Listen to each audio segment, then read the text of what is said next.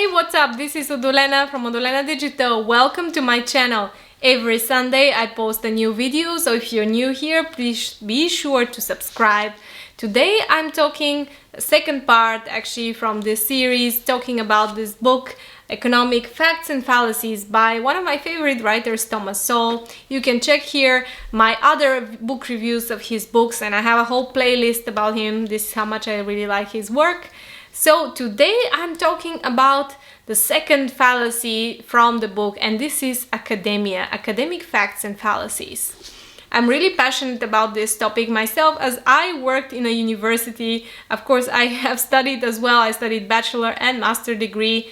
Now I work in a completely different sphere from my initial education. I studied in humanities. Now I work for Google in a technical position. And having read this book and this part of the book from Thomas Sowell, who is also a professor in one of the leading American universities, like he was being professor in Stanford, I think in some other big American schools, he knows also the subject very, very well. And as usually, he starts with the beginning and the core of the problem. During the entire chapter, he compares education in the United States with a private business. So what are the difference between a privately run business and an academic establishment? So the biggest difference is that one is for profit. So if you're running a business, you're trying to get profit. So you have to take decisions in a different way, let's say in the most efficient way, so that you end up with some profit. Whereas a university or a college is a non-for-profit organization. Even the university which I was working for, which is a private one, was a non-for-profit organization. So which means that the profits are, if it receives profits, they can get reinvested into the university. They're not cashed out, they're not given to any private holders. They stay within the company. But also what this means is that it qualifies for significant reductions in tax. It also qualifies for government supports and for different grants, especially in the case of American schools, which we're gonna explore now in this topic.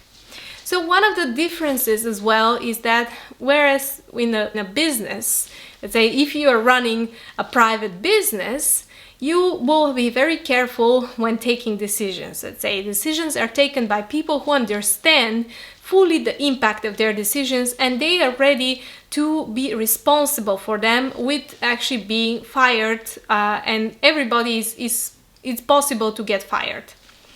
In non-for-profit organizations like colleges and universities, this is not the case.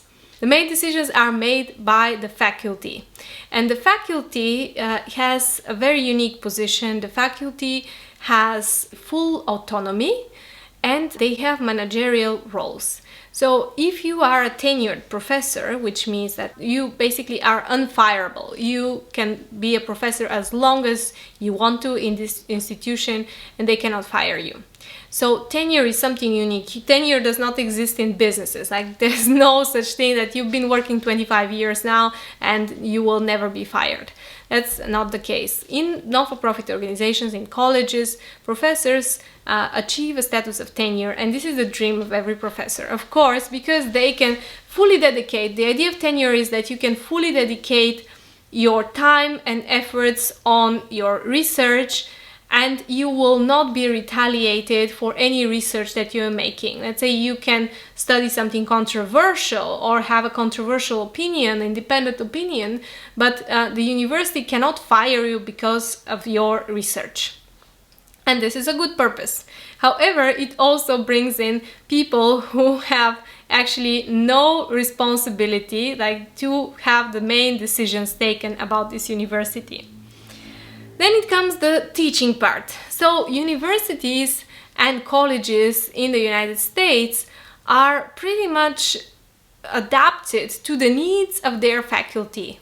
So some of the most prestigious schools, they all compete for the leading professors. Why? Because leading professors usually receive enormous amount of money in research grants from the government and from foundations. They are able to attract money to the university. And the biggest source of revenue for universities is actually not tuition fees, but these government and foundation money for research and development. This money comes from leading professors. That's why everybody wants them. If you become a leading professor in your field, every university wants you. They are ready to offer you a high salary and higher salary just because this is an investment for them and they will receive a lot of return for you if you stay. A professor that stays 25 years in a university can bring in about 8 million in research and development funds. Can you believe that? However, it takes a lot of money to bring in such professor and to keep him. And in order to keep professors happy, a lot of universities are ready to sacrifice their curriculum and let these professors teach whatever they feel like, whatever is most necessary for their career right now. Let's say you have a course in history, but you don't have someone to teach the history of Rome because it's a vast field, it's very well studied and documented, therefore it's not good for someone who is trying to build new contribution to history. They would rather focus on a small niche like the history of winemaking. And you end up with a history in winemaking course, but you don't have any courses on Roman history.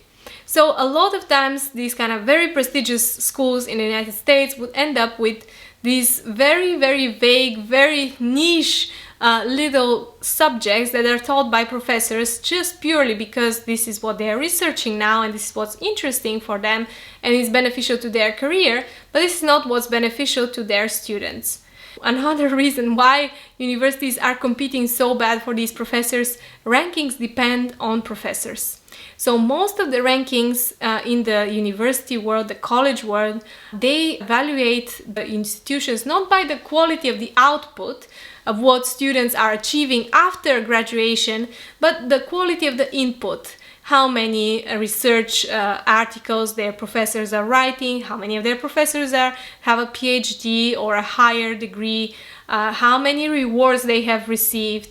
So purely things related to their current faculty, including accreditations. Accreditation agencies would actually count how many books there are in the library and how many lecture rooms ratio to students or professor to student ratio in order to give accreditation or don't give accreditation. They would also remove accreditation from schools which don't hire professors or people with academic titles. For example, if a law school wants to hire lawyers or judges to teach students, let's say practitioners from the world of business or of law in this case, this might actually cost them their accreditation because these are not accredited professors. So this is very twisted because actually such people can bring in the university a lot of good knowledge from the real world, which is what students need, but universities might be punished for these professors. Second of all, these professors might actually cost them less money because they already have jobs and businesses and they don't need to be paid these high professor salaries as the professors who only get money from salaries. However, they cannot afford this because professors are bringing them money, bringing them rankings and accreditations. And now we come to the final part of the revenue and economics of university, which is the tuition fees. Surprisingly, tuition fee is actually a very small part from the revenues that universities are getting. Most of the revenue is coming from government research and development money, which are given to professors, as well as lobbying and grants given from the government, let's say for building new buildings, for developing the institution. When it comes to tuition fees, most tuition fees are actually coming from student loans. So most students cannot afford the tuition fees in the United States, so they would apply for loan. If you don't qualify for a loan, basically means that you earn too much. And what, of course, universities want is that more students qualify. And how to make more students qualify is by making the tuition fee unaffordable for more people so they can get the full loan from the government. So then the school does not have to give financial aid or discounts. They would just encourage the students to get the full loan, which will cover their tuition fee without any problem, put them into debt for the rest of their life, but who cares because the university is getting their money. So this is why tuition fees in the United States have been growing significantly. And if you think about it logically, there is an incentive for these universities to compete on tuition fee because the higher the fee, the less people are going to afford it, the more people are going to get loans. Loans are coming from the taxpayers' money, from the government, so they can just use this money for them. And finally, the other money that are coming to universities are from donors or endowments.